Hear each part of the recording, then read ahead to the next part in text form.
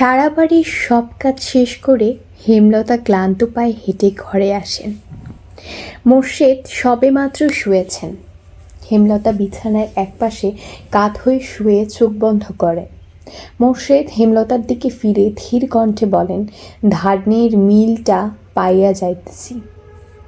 মোর্শেদের গলা দুর্বল হলেও খুশিতে চোখ চকচক করছে। হেমলতা মৃদু হেসে বলেন, মাতব্বর কি যৌতুক দিচ্ছেন? মোর্শেদ হেসে বলেন, সে কইতে পারো। সে আমারে কি কইছে জানো? কি কইল শোনো মোর্শেদ। আচ্ছা আগে শোনো, আমি কিন্তু শহুরে ভাষায় কইতে পারুম না, আমি আমার গ্রামের ভাষা কইতাছি। হেমলতা মোর্শেদের কথা বলার ভঙ্গি দেখে আওয়াজ করেই হাসলেন। বললেন, আচ্ছা যেভাবে ইচ্ছে বলো। মোর্শেদ খ্যাক করে গলা পরিষ্কার করে বললেন, কইল শোনো মোর্শেদ, তোমার এই মুরল বাড়ি হইতাছে একটা বিল, যে বিলে একটা পদ্ম ফুল আছে। এই পদ্ম ফুলটার জন্যই এই বিলটা এত সুন্দর, আর আমি সেই পদ্ম ফুলটারে তুইল্লা নিয়ে যাইতাছি। এই বিলে পদ্ম ফুলটার চেয়ে দামি সুন্দর আর কিছু নাই, তাই আমার আর কিছু লাগবো না। বিনিময়ে আমি এই খালি বিলটারে ধানের মিল দিয়ে দিলাম। বুঝলা লতা? মাতব্বর মানুষটা সাক্ষাৎ ফেরেস্তা, মন দয়ার সাগর। হেমলতা বললেন ছোট করে। পুনরায় বললেন, একটা কথা। মোর্শেদ জিজ্ঞাসু ইশারায় ভ্রু উঁচিয়ে ইশারা করলেন। হেমলতা উঠে বসেন। বলেন, লিখনকে মনে আছে? সে বিয়ের প্রস্তাব দিয়েছিল তোমাকে। মোর্শেদ লেশমাত্র অবাক হলেন না, দায়সারাভাবে বললেন, এতদিনে জানলা? আমি মনে করছি কবেই যায় না ফেলাইছো। আমি তো আর সব জানতা নই, আমাকে বলনি কেন? বইল্লা কি হইতো, সেটি বিয়া দিতা। আর সেরাডার আয়ক কত সেরির লগে ঘষাঘষি করে, সেলিগুলাও নষ্টাদের সাথে চলে এই সেরাই। মুখ খারাপ করো না, ছেলেটার মধ্যে আমি তেমন কিছু দেখিনি। তুমি আমাকে জানাতে পারতে। নিশ্চিন্তে ছেলেটা সুপাত্র। বর্তমান পরিস্থিতি স্বাভাবিক হলে সে মা বাবা নিয়ে আসলে আমি ফিরিয়ে দিতাম না। থাক এসব কথা, এখন বলে লাভ নাই। পদ্মজার মন স্থির আছে, পরিস্থিতি ভাগ্য সেখানে নিয়ে যাচ্ছে, সেখানে গা ভাসিয়ে চলুক। ঘুমাও এখন। ভোরে উঠে গোলাপ ভাইয়ের বাড়িতে যাবা, কত কাজ বাকি। বাড়ির বড় মেয়ের বিয়ে কি সামান্য কথা? হেমলতা একা কথা বলতে বলতে অন্যদিকে ঘুরে শুয়ে পড়েন। কিছু সময়ের ব্যবধানে ঘুমিয়েও পড়লেন। সকাল থেকে পূর্ণা দেখা নেই। পদ্মজা পূর্ণাকে খুঁজে বাড়ির পেছনে আসে। পূর্ণা সিঁড়িঘাটে বসে উদাস হয়ে কি যেন ভাবছে। পদ্মজা পা টিপে হেঁটে আসে। পূর্ণা বোনের উপস্থিতি টের পায়নি। পদ্মজা পূর্ণার পাশে বসে, তবুও পূর্ণা টের পেল না। পদ্মজা পূর্ণাকে ধাক্কা দিল। পূর্ণা চমকে তাকালো, বুকে ফু দিয়ে বলল, ভয় পাইছি। উদাস হয়ে কি ভাবছিস? কিছু না। আবার ওইসব ভাবছিস? কতবার না করলে শুনবি বলতো? পূর্ণা নতজানু হয়ে রইল। ক্ষণকাল পার হওয়ার পর ভেজা কণ্ঠে বলল, নিজের ইচ্ছায় মনে করে কষ্ট পেতে আমার ইচ্ছে করে না আপা, মনে পড়ে যায়। চেষ্টা তো করবি, আর ভুলতে হবে এমন তো কোনো কথা নেই। এছাড়া অমানুষগুলো তাদের শাস্তি তো পেয়েছেই। পূর্ণা চোখের জল মুছে আগ্রহ নিয়ে বলল, আমার 3 জনকে কি করে মারল আপা? জানি না রে, জিজ্ঞাসা করবা আমাকে? পদ্মজা ভাবলো এরপর বলবো করব, আজ না অন্য একদিন। বিয়ে করে তো চলেই যাবা। পদ্মজা অভিমানী হয়ে তাকালো পূর্ণার দিকে, বলল, আর কি আসবো না? ফিরে যাত্রা আছে, আবার এমনিতেও আসবো কয়দিন পর পর। তাহলে কালাচাঁদের সাথে বিয়েটা সত্যিই হচ্ছে? তুই কি মিথ্যে ভাবছিস? পূর্ণা বিরক্তিতে কপাল কুঁচকে ফেলল, বলল, লিখন ভাইয়ের জন্য কষ্ট হচ্ছে রে। লিখন নামটা শুনে পদ্মজা অপ্রতিভ হয়ে উঠল। নিজেকে অপরাধী অপরাধী মনে হয়। তাই সে প্রসঙ্গ পাল্টাতে বলল, ওনাকে পছন্দ না তাই কালা বলিস, ঠিক আছে, কিন্তু চাঁদ কেন বলিস বুঝলাম না। পূর্ণা আর চোখে পদ্মজার দিকে তাকায়, এরপর যান্ত্রিক স্বরে বলল, পাতিলের তলার মতো কালা হয়ে আমার চাঁদের মতো সুন্দর বোনকে বিয়ে করতেছে বলেই কালাচাঁদ ডাকি, নয়তো কালা পাতিল ডাকতাম। আবার দরদ দেখিয়ে বলিও না, উনি তো এত কালা না, শ্যামলা। কথা শেষ করে পূর্ণা ঠোঁট বাঁকালো। পদ্মজা শব্দ করে হাসতে শুরু করলো। কিছুতেই হাসি থামছে না। পূর্ণা পদ্মজার দিকে এক দৃষ্টিতে তাকিয়ে থেকে বলল, তুমি খুব কঠিন আপা, খুব ধৈর্য তোমার, ঠিক আম্মার মতো। পদ্মজা হাসি থামিয়ে পূর্ণার দিকে তাকালো। সময়টা শুধু দুই বোনের। পদ্মজা মায়াবী স্বরে বলল, আর তুই ঠিক আম্মার বাহ্যিক রূপের জোড়া পর্ব। প্রান্ত, প্রেমা হন্তদন্ত হয়ে ছুটে আসে নদীর ঘাটে। পদ্মজার উদ্দেশ্যে বলে, বড় আপা, তুলাবাই আসছে। আমির আসার খবর শুনে বাড়ির পেছনে দরজা দিয়ে পদ্মজা নিজের ঘরে চলে গেল। এই লোকটা এত বেহায়া আর নির্লজ্জ। গতকাল সকাল বিকাল বাড়ির সামনে ঘুরঘুর করেছে। সে খবর পদ্মজা পেয়েছে আজ একেবারে বাড়িতে। বিয়ের তো আর মাত্র 3 দিন বাকি। এতটুকু সময় নিজেকে নিয়ন্ত্রণ করা কি সম্ভব নয়? পদ্মজা কপাল চাপড়ে বিড়বিড় করে বলল, এ কার সাথে বিয়ে হচ্ছে আল্লাহ। উঠোনে হেমলতা ছিলেন। আমির বাড়ির ভেতর ঢুকতেই হেমলতার পা ছুঁয়ে সালাম করলো। এরপর নতজানু হয়ে বলল, কেমন আছেন আম্মা? হেমলতার চক্ষু চড়ক গাছ। আমিরের সাথে মগা এসেছে। মগার হাতে মাছের ব্যাগ, মাথায় ঝুড়ি, তাতে মশলাপাতি, সাথে শাকসবজি। বিয়ের আগে এত বাজার, আবার আম্মাও ডাকা হচ্ছে, ও প্রত্যাশিত ব্যাপার স্যাপার। হেমলতা ঢোক গিলে ব্যাপারটা হজম করে নেন। ধীরে সুস্থে বলেন, ভালো আছি। তুমি ভালো আছো? বাড়ির সবাই কেমন আছে? জি জি, সবাই ভালো আছে। আমির মগাকে ইশারা করলো। মগা বারান্দায় মাছের ব্যাগ, মাথার ঝুড়ি রাখত। হেমলতা আমিরকে বললেন, এত সব বিয়ের আগে আনার কি দরকার ছিল, পাগল ছেলে। আমির হেসে ইতস্ততভাবে নতজানু অবস্থায় বলল, এমনি। যাও, ঘরে গিয়ে বসো। আম্মা। হেমলতা চলে যেতে গিয়ে আবার দাঁড়িয়ে পড়েন। আমির বলল, আম্মা ক্ষমা করবেন, সন্ধ্যার আগে বাড়ি ফিরতে হবে। কোনো দরকার কি ছিল? আসলে আম্মা, পদ্মজার সাথে একটু কথা ছিল। আমির উসকুস করছে, খুব অস্থির। হাত পা এদিক ওদিক নাড়াচ্ছে, কিন্তু চোখ মাটিতে স্থির। হেমলতা আমিরকে ভালো করে পরখ করে নিয়ে বললেন, ঘরে আছেন, নয়তো ঘাটে। অনুমতি পেয়ে ব্যস্ত পায়ে হেঁটে গেল আমির। হেমলতা আমিরের যাওয়ার পানে চেয়ে থেকে ভাবেন, ছেলেটার সাথে এখনো চোখাচোখি হয়নি। সব সময় মাথা নত করে রাখে, কিন্তু কথাবার্তা মনে হয় লাজুক নয় এ ছেলে। হয়তো গুরুজনদের সামনে মাথা নিচু করে রাখা ছোটবেলার স্বভাব। হেমলতা মুচকি হেসে লাহরি ঘরের দিকে এগিয়ে যান। পদ্মজার ঘরের শেষ প্রান্তে বারান্দা আছে। বারান্দা পেরুলেই বাড়ির পেছনে দরজা। আমির আসছে শুনে ঘর আর বারান্দার মাঝ বরাবর দরজায় পর্দা টানিয়ে দিল পদ্মজা। আমির ঘরের পাশে দাঁড়ালো। পদ্মজা বারান্দার দিকে। পর্দার কাপড় পাতলা মসৃণ। আমি স্পষ্ট পদ্মজার অবয়ব দেখতে পাচ্ছে। তিত্তির করে বাতাস বইছে। সে বাতাসে পদ্মজার কপালে ছড়িয়ে থাকা চুলগুলো উঠছে অবাধ্য হয়ে। আমির ডাকল, পদ্মজা। কেমন আছো? ভালো। আপনি? ভালো। বেশ কিছুক্ষণ নীরবতা। পদ্মজা বলল, কি বলবেন বলুন। মায়াভরা চোখগুলো দেখার সৌভাগ্য কি হবে? আমিনের কণ্ঠে আকুতি, তৃষ্ণা। পদ্মজার অস্বস্তি হচ্ছে। বেহায়া মানুষ বড়ই বিপজ্জনক। সে পালানোর জন্য পা বাড়াতেই আমির হৈ হৈ করে উঠল, কসম লাগে পালাবেন না। পদ্মজা মাথার ওড়না টেনে নিয়ে বলল, দরকারি কথা থাকলে বলে চলে যা। তাড়িয়ে দিচ্ছ? ছি না, তোমায় না দেখলে আজ আর প্রাণে বাঁচব না। রাতেই ইন্নালিল্লাহ। রসিকতা করবেন না, কাউকে না দেখে কেউ মরে না। পদ্মবতীর রূপ যে পুরুষ একবার দেখেছে, সে যদি বারবার না দেখার আগ্রহ দেখায়, তাহলে সে কোনো জাতিরই পুরুষ না। একবার দেখাও, একবার দেখা দাও, কসম লাগে। বারবার কসম দিয়ে ঠিক করছেন না। আচ্ছা, কসম আর কসম দেব না, একবার দেখা দাও। পদ্মজার 2 ঠোঁট হা হয়ে গেল। কি বলে মানুষটা? কসম করেই বলছে আর কসম দিবে না। আমি ধৈর্যহারা হয়ে বলল, পদ্মবতী, অনুরোধ রাখো। এভাবে বলবেন না, নিজেকে ছোট লাগে। পর্দা সরাবো? পদ্মজা ঘামছে। বাতাসে অস্বস্তি, নিঃশ্বাসে অস্বস্তি। তবুও সায় দিল। আমির পর্দা সরিয়ে খুব কাছে পদ্মজাকে দেখতে পেল। কালো রঙের সালোয়ার কামিজ পরা পদ্মবতী, কপাল অবধি টেনে রাখা ঘোমটা।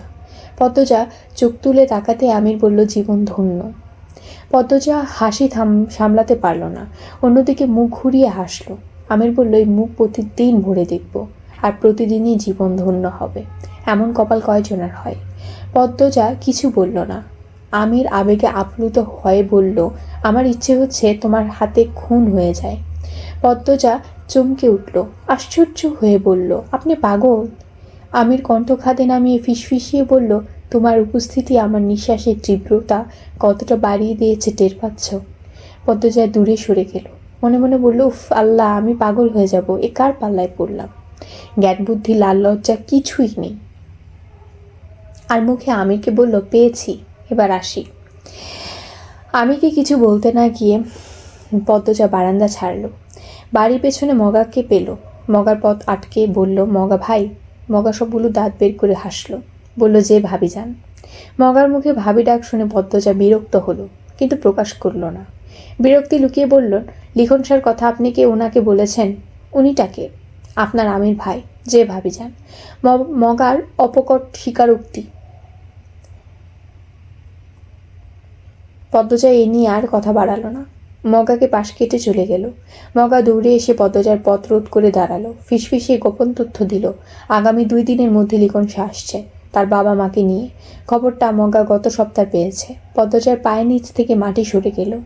ঢোক গিলে নিজেকে আশ্বস্ত করে নিল, সে তো কথা দেয়নি বিয়ে করার, আর না কখনো চিঠি দিয়েছে।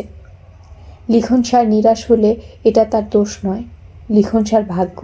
তবুও পদ্মজার খারাপ লাগছে, অপরাধী মনে হচ্ছে নিজেকে। জীবনে আবার কি কিছু ঘুরতে চলেছে? বুক ধরফর করছে। পদ্মজা ঘাটের সিঁড়িতে বসে রইল ঝিম ধরে। মোড়ল বাড়ির আনাচে কানাচে আত্মীয় স্বজনদের কোলাহল। পদ্মজা বিছানার এক কোণে চুপটি করে বসে আছে। ঘরে দুষ্টু রমণী আছে কয়েকজন, নিজেদের মধ্যে রসিকতা করছে, উচ্চস্বরে হাসছে, অথচ এরাই বিপদের সময় পাশে ছিল না। ভীষণ গরম পড়েছে। পদ্মজার পরনে সুতার কাজ করা সুতি শাড়ি, গরমে শুধু ঘামছে না, বমি পাচ্ছে। প্রেমা পদ্মজার পাশে বসেছিল। পদ্মজা প্রেমাকে ফিসফিসিয়ে বলল, এই বনু, আম্মাকে গিয়ে বলবি লেবু শরবত দিতে। প্রেমা মাথা নাড়িয়ে চলে গেল শরবত আনতে। হেমলতা রান্নাঘরে ছিলেন। প্রেমা লেবু শরবতের কথা বললে তিনি বললেন, তুই যা, আমি নিয়ে যাচ্ছি। লেবু গাছ থেকে সবেমাত্র ছিঁড়ে আনা পাকা লেবু শরবত বানিয়ে পদ্মজার ঘরের দিকে এগুলেন তিনি। গিয়ে দেখলেন পদ্মজা বিছানার একপাশে গুটিসুটি মেরে বসে আছে, উসখুস করছে। ঘর ভর্তি অন্যান্য মানুষে। তিনি সবার উদ্দেশ্যে বলেন, সবাই অন্য ঘরে যাও, পদ্মজাকে একা ছাড়ো। হেমলতার এমন আদেশে অনেকের রাগ হলেও বেরিয়ে গেল। তিনি দরজা বন্ধ করে শরবতের গ্লাস পদ্মজার হাতে তুলে দিয়ে বলেন, সবসময় মুখ বন্ধ করে রাখা ভালো না। যারা বিপদে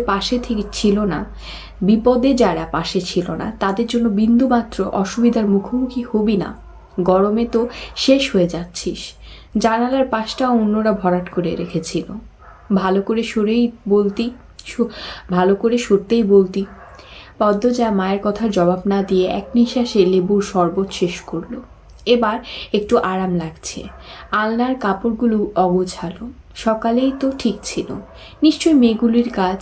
হেমলতা আলনার কাপড় ঠিক করতে করতে জিজ্ঞেস করলেন, কি নিয়ে এত চিন্তা করছিস? পদ্মজা কিছু না বলে বিছানার আঙ্গুল নিয়ে আঁকি উকি করতে থাকলো। পদ্মজার অস্বাভাবিকতা দেখে হেমলতার কপাল কুঁচকালেন। বলবি তো? পদ্মজা বিচলিত হয়ে বলল, আম্মা, উনি বোধহয় আজ আসবেন। উনি কে? আমির? না আম্মা, লিখন শাহ, যে উনি। হেমলতা দীর্ঘশ্বাস ছেড়ে স্বাভাবিক কণ্ঠে বললেন, কপালে যা আছে তাই হবে, ভাবিস না, আমি আছি, সব সামলে নেব। লিখনকে আমি বোঝাবো। হেমলতার কথা শেষ হতেই পদ্মজা ভেজা কণ্ঠে বলল, উনি খুব কষ্ট পাবেন আম্মা। হেমলতা অবাক হয়ে তাকান পদ্মজার দিকে। পদ্মজা এত বাকুল কেন হচ্ছেন?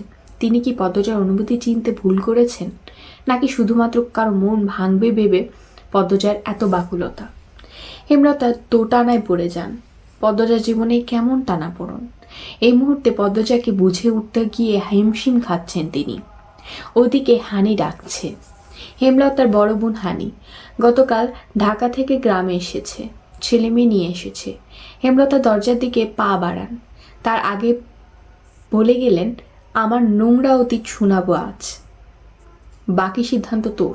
যা চাইবি তাই হবে, মনে রাখিস, যা চাইবি তাই পাবি। পদ্মজা কিছু বলার আগে হেমলতা চলে গেলেন।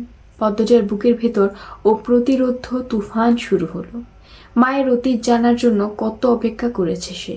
আজ যখন সে সুযোগ এলো, তার ভয় হচ্ছে খুব। কেন হচ্ছে জানে না, কিন্তু হচ্ছে। হাত পায়ে রগে রগে শিরশির অনুভূতি। ভ্যান গাড়িতে চড়ে অলন্দপুরের আটপাড়ায় ঢুকলো লিখন শাহ, সাথে বাবা মা বোন। বাবা শব্দ আলী, মা ফাতেমা বেগম, বোন লিলি। শব্দ আলী চশমার গ্লাস দিয়ে গ্রামের ক্ষেত দেখছেন আর বারবার বলছেন, এই তো আমার দেশ, এই তো আমার বাংলাদেশ। ফাতিমা ভীষণ বিরক্ত ভ্যানে চড়ে। ওনার ইচ্ছা ছিল কোনো মন্ত্রীর মেয়েকে ঘরের বউ করে আনবেন, আর ছেলের নাকি মেয়ের পছন্দ হয়েছে গ্রামে। ছেলের জেদের কাছে হেরে আসতেই হলো।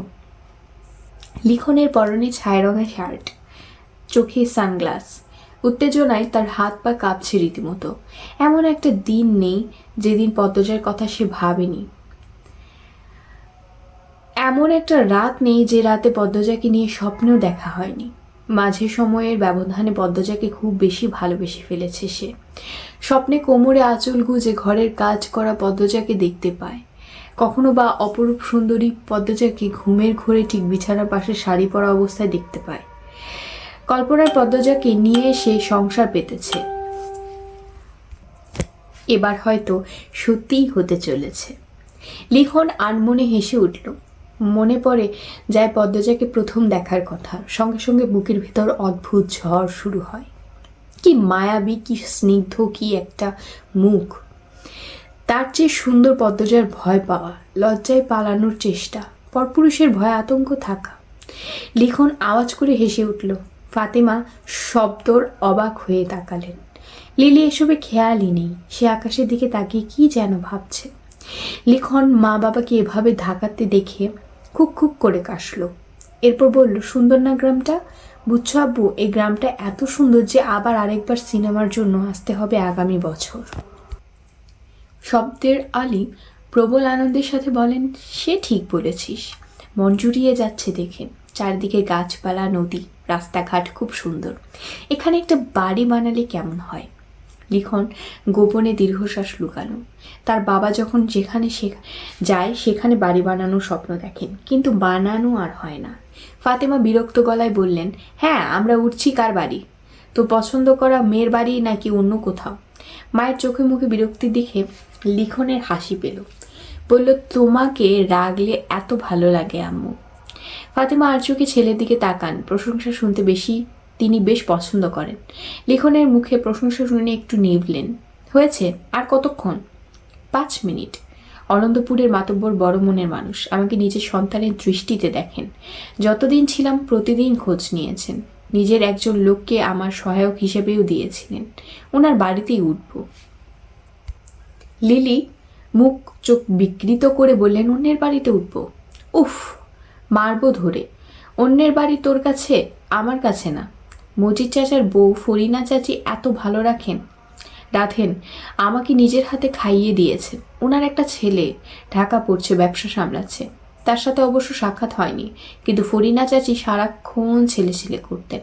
আমাকে পেয়ে ছেলের সব ভালোবাসা ঢেলে দিয়েছেন। তাই ওই বাড়ি আমার কাছে আপন না লাগুক, বড় লাগে না। আর বিশাল বাড়ি, ওনারা বিব্রত হবেন না। 3-4 দিনেরই তো ব্যাপার। লিখনের এত বড় বক্তব্যের কাছে কেউ কিছু বলার মতো পেল না। হাওলাদার বাড়ির সামনে এসে ভ্যান থামে। বাড়ির চারপাশটা সাজানো দেখে লিখন বেশ অবাক হলো। লিলি চারপাশ দেখতে দেখতে বলল, দাদা ভাই, তুমি বিয়ে করতে এসেছো এই খবর ওনারা পেয়েছেন বোধ হয়, তাই এত আয়োজন। লিখন লিলির মাথায় গাঁটটা মেরে বলল, বাড়িতে 2টো মেয়ে আছে, তাদের কারো বিয়ে হবে হয়তো, চল। ইটের বড় প্রাচীর চারিদিকে, মাঝে বড় গেট। প্রাচীরের উচ্চতা 15 ফুট আর গেটের উচ্চতা 12 ফুট। গেটের পাশে দাঁড়িয়ে ছিল 2জন লোক। 2জন লোককে লিখন চিনে, তাই লিখনকে বাড়ির ভেতর ঢুকতে দিল। গেট পার হলেই খোলা জায়গায় প্রচুর গাছপালা, বেশি সুপারি গাছ এবং তাল গাছ, সব কিছু সুন্দর। 2 মিনিট হাঁটার পর রং করা টিনের একটা বড় ঘর। তার সামনে সিঁড়ির দুপাশে সিমেন্টের তৈরি বসার বেঞ্চি। এই ঘরটাকে গ্রামে আলোক ঘর বলা হয়, কেউ কেউ আলগা ঘর বলে থাকে। অতিথিরা এসে বিশ্রাম করে, রাত্রি যাপন করে। ভেতরে ইট সিমেন্টের তৈরি দোতলা অন্দরমহল। আলোক ঘরের বারান্দায় বসেছিলেন মজিদ মাতব্বর, ফরিনা, রিদওয়ান। লিখনকে দূর থেকে দেখতে পেয়ে ওনারা অবাক হন, সেই সাথে খুশিও। শহরের 4 জন মানুষ হেঁটে আসছে, সর্বাঙ্গে আধুনিকতার ছোঁয়া, দেখতেও ভালো লাগে। লিখন বারান্দার পা রাখতে মজিদ মাতব্বর হেসে বলেন, আজকের দিনটা সত্যিই খুব সুন্দর। লিখন হাসল। ফরিনা এবং মজিদ মাতব্বরকে সালাম করে বলল, এই হচ্ছেন আমার মা, বাবা আর বোন। আর আম্মু আব্বু, উনি হচ্ছে মজিদ চাচা, আর ইনি ফরিনা চাচি। আর ওই যে বড় বড় গোপ দাড়িওয়ালা, উনি হচ্ছেন রিদওয়ান ভাইয়া, এ বাড়িরই আরেক ছেলে। মজিদ মাতব্বর একজনকে ডেকে বলেন চেয়ার দিয়ে যেতে, আর অন্দরমহল খবর পাঠাতে মেহমান এসেছে। তাৎক্ষণিক চেয়ার ও ঠান্ডা শরবত চলে আসে। পরিচয় পর্ব শেষ হতেই লিখন প্রশ্ন করল, বাড়িতে কোনো অনুষ্ঠান চলছে নাকি? সে বলছে, সে চলছে, আমার ছেলেটার বিয়ে, একমাত্র ছেলে। লিখন হাসে। চোখ পড়ে আলোক ঘরের ডান পাশে। কয়েকটা মেয়ে উকি দিয়ে তাকে দেখছে। লিখন আনমনে হেসে উঠল। কোনো মেয়ে যখন তাকে দেখে খুব তৃপ্তিদায়ক অনুভূতি হয়। নায়ক কি এমনি এমনি হওয়া? শব্দর আলী জিজ্ঞাসা করলেন, তাই নাকি? তাহলে তো ঠিকই সময়ে এসেছি। আমরাও একমাত্র ছেলের বিয়ের প্রস্তাব নিয়ে এই গ্রামে এসেছি। মজিদ মাতব্বর আগ্রহ নিয়ে জানতে চাইলেন, মেয়েকে? কার মেয়ে? আমাকে বলুন, এখনই বিয়ে করতে চাইলে এখনই হবে। শব্দর আলী লিখনকে প্রশ্ন করেন, মেয়ের পরিচয় বলো। লিখন কথা বলার পূর্বেই ফরিনা গেইটের দিকে তাকিয়ে চিৎকার করে উঠলেন, এই তো আমার ছেড়ায় আইসে পড়ছে, আয়া পড়ছে, আমির এইখানে আয়, দেখা যাক আর আইসে। ফরিনা দৃষ্টি অনুসরণ করে সবাই পিছনে তাকালো। আমি চুল ঠিক করতে করতে এগিয়ে আসছে। হাঁটার গতিতে বোঝা যাচ্ছে বেশ চঞ্চল একটা ছেলে। আমি ঘেমে একাকার। কয়েক ফুটে দূরত্ব থাকা অবস্থায় লিখনকে দেখে আমি চিনেই ফেলল। মগার কাছে লিখনের বর্ণনা শুনেছে। এছাড়া লিখন একজন নামকরা অভিনেতা, তার অভিনীত ছায়াছবি সে দেখেছে। আমির হাঁটার গতি কমিয়ে এগিয়ে এলো। লিখন উঠে দাঁড়ালো, হেসে আমিরের সাথে করমর্দন করল। এরপর বলল, আমি লিখন শাহ। আমির বলল, আমির হাওলাদার, বসুন আপনি। লিখন নিজ স্থানে বসল। আমির একটু দূরত্ব রেখে দূরে বসল। মজিদ মাতব্বর আমিরকে লক্ষ্য করে বললেন, কোথায় থাকিস সারাদিন? বলেছিলাম না লিখন শাহ এসেছিল, এই যেইনি। আমির শুষ্ক মুখে বলল, চিনি আমি, ওনার অনেক কাজ, ছবি আমার দেখা। শব্দর আলী, ফাতিমা লিলি, লিখন সবাই হাসল। কেউ চিনে বললে আনন্দ হবারই কথা। রিদওয়ান আমিরকে বলল, জানিস আমির, লিখন বিয়ে করতে গ্রামে আসছে। আমির কিছু বলল না। ফরিনা জানতে চান পাত্রী কে? কইলা না তো। লিখন বুক ভরা ভালোবাসা নিয়ে বলল, পদ্মজা, মোড়র বাড়ির বড় মেয়ে। লিখনের কথা শুনে মুহূর্তে হাওলাদারের বাড়ির সব মানুষের মুখ কালো হয়ে গেল। আলোক ঘরের পাশে দাঁড়িয়ে থাকা মেয়েগুলো কোলাহল থেমে গেল। চারিদিক স্তব্ধ, শান্ত। লিখন ভ্যাবাচাকা খেয়ে গেল। কি হলো সবার? লিখন মা বাবার সাথে চাওয়াচাওয়ি করল। মজিদ মাতব্বর শান্ত কণ্ঠে প্রশ্ন করলেন, তার সাথে তোমার বিয়ে হওয়ার কথা ছিল? মজিদ মাতব্বরের কথা বলার ধরন পাল্টে যাওয়াতে লিখন আহত হলো। বলল, না, এখন প্রস্তাব দিতে চাই। পদ্মজার সাথে পরশু আমিরের বিয়ে। লিখন চোখ তুলে তাকালো। লিখন চকিত চোখ তুলে তাকালো। বুক পোড়ার মতো অসহনীয় যন্ত্রণা কামড়ে ধরে সর্বাঙ্গে। হাড়ে হাড়ে বরফের ন্যায় ঠান্ডা কিছু ছুটতে থাকে। এখনই যেন সব রেরক ছিঁড়ে রক্ত ফাতেমা করুণ চোখে লিখনের দিকে তাকান। চোখে চোখ পড়তে লিখন হাসার চেষ্টা করল। তার দৃষ্টি এলোমেলো, কি বলবে খুঁজে পাচ্ছে না। আমি চেয়ার ছেড়ে উঠে দাঁড়াই। আব্বা আসছি বলে জায়গা ত্যাগ করে। শব্দর আলী মজিদ মাতব্বরকে প্রশ্ন করলেন, মজা করছেন? মজিদ মাতব্বর শব্দর আলীর চোখের দিকে সরাসরি চোখ রেখে জবাব দিলেন, প্রথম পরিচয়ে মজা করার মতো মানুষ আমি নয় ভাই সাহেব। লিলি এক হাত লিখনের পিঠের উপর রাখলো, ডাকলো, ভাইয়া। লিখন লিলির হাতটা মুঠোয় নিয়ে ঢোক গিলল। বলল, বিয়ে হবে না তো কি? বলেছি যখন দেখবই। ভাইয়া, তোর চোখে জল। লিখন দ্রুত হাতের উল্টো পাশ দিয়ে চোখের জল মুছল। পরিবেশ থম মেরে গেছে। কেউ কিছু বলার মতো খুঁজে পাচ্ছে না। লিলি অবাক চোখে তাকিয়ে আছে তার ভাইয়ের দিকে। পদ্মজা নামের মেয়েটাকে নিয়ে কত গল্প শুনেছে সে। মেয়েটা তার বয়সী শুনে লিলি খুব হেসেছিল। তার ভাই এত ছোট মেয়ের প্রেমে পড়েছে। দিনগুলো কত যে সুন্দর ছিল। মেট্রিক পরীক্ষার সময় বারবার খোঁজ নিয়েছে কবে শেষ হবে পরীক্ষা। যেদিন শেষ হলো সেদিন থেকে শুটিং শুরু হলো। কথা ছিল 1 সপ্তাহ পর শুরু হবে, কিছু জরুরির কারণে আগে শুরু হয়ে গেল, তাই আসতে কয়েকদিন দেরি হলো। মজিদ মাতব্বর স্তব্ধতা কাটিয়ে বললেন, মেয়েটা একটা দুর্ঘটনার জন্য খুব দ্রুত ঠিক হয়েছে। বিয়েটা একটা দুর্ঘটনার জন্য খুব দ্রুত ঠিক হয়েছে। লিখন উৎসুক হয়ে জিজ্ঞাসা করলো, কি দুর্ঘটনা? ফরিনা সন্দিহান গলায় বললেন, তার আগে তুমি কও তো, পদ্মজার লগে কি তোমার প্রেম ট্রেম আসিল? লিখন ফরিনার প্রশ্নে বিব্রত বোধ করল। ধীর কণ্ঠে জবাব দিল, না, শুধু আমার পক্ষ থেকেই। লিখনের উত্তরে ফরিনা সন্তুষ্ট হলেন। শব্দর আলী কি দুর্ঘটনা ঘটেছিল জানতে চাইলেন। মজিদ মাতব্বর সময় নিয়ে ধীরে ধীরে সব বলেন। সব শুনে লিখন আশার আলো দেখতে পায়। ভাবে, এরকম একটা ঘটনা ঘটেছে, তাই অন্য কেউ পদ্মজাকে বিয়ে করবে না। এমনটা ভেবেই হয়তো পদ্মজার বিয়ে দিয়ে দেওয়া হচ্ছে। সে যদি এখনই বিয়ে করতে রাজি থাকে, তাকে ফিরিয়ে না দিতেও পারে। আর পদ্মজা কি বিন্দুমাত্র ভালোবাসে না তাকে? বাসে, নিশ্চয়ই বাসে। লিখন নিজেকে নিজে সান্ত্বনা দেয়। শব্দর আলী আফসোস নিয়ে বলেন, কি আর করার, পরিস্থিতি হাতের বাইরে। আপনারা কিন্তু বিয়ে শেষ করে তবেই যাবেন, বললেন মজিদ মাতব্বর। ফাতেমা মতামত জানালেন দৃঢ়ভাবে, না না, আজই চলে যাব, এই গ্রামে আর এক মুহূর্ত না। শব্দর আলী মৃদু করে ধমকে বললেন, কি বলছো? কিছুক্ষণ পর সন্ধ্যা, আর ট্রেন পাবে কোথায়? কাল ভোরে রাহয়ে চলে যাব। রিদওয়ান অনুরোধ করে বলল, বিয়েটা শেষ হওয়া অবধি থেকে যান। দেখুন, মেহমান হয়ে এসে অপ্রত্যাশিত খবর শুনলেন, এজন্য খারাপ লাগছে, কিন্তু কিছু তো করার নেই। মেয়েটা জলে ভাসবে বিয়েটা না হলে। লিখন সঙ্গে সঙ্গে প্রতিবাদ করে বলল, পদ্মজাকে ফেলনা ভাবছেন কেন? কেউ অপবাদ দিলে কি সে পচে যায়? রিদওয়ান কিছু বলতে গেলে মজিদ মাতব্বর কড়া চোখে তাকিয়ে থামতে বললেন। এরপর শিখাকে ডেকে বলেন, ওনাদের ঘরে নিয়ে যাও। আর আপনারা না করবেন না, আমি আপনাদের অবস্থা বুঝতে পারছি। বিয়ে অবধি না থাকুন, রাতটা থেকে যান। বাধ্য হয়ে ফাতেমা থাকতে রাজি হলেন। তিনি রাগে ফোঁস করছেন। সব রাগ পড়েছে হাওলাদার বাড়ির ওপর। মনে মনে এই বাড়ির বিনাশ চাইছেন তিনি। মেয়েটাকে তুলে নিয়ে যেতে ইচ্ছে হচ্ছে। লিখন তার চোখের মণি, নয়তো কি গ্রামের মেয়ে নিয়ে আসতেন। আর সে ছেলের মন এভাবে ভাঙল।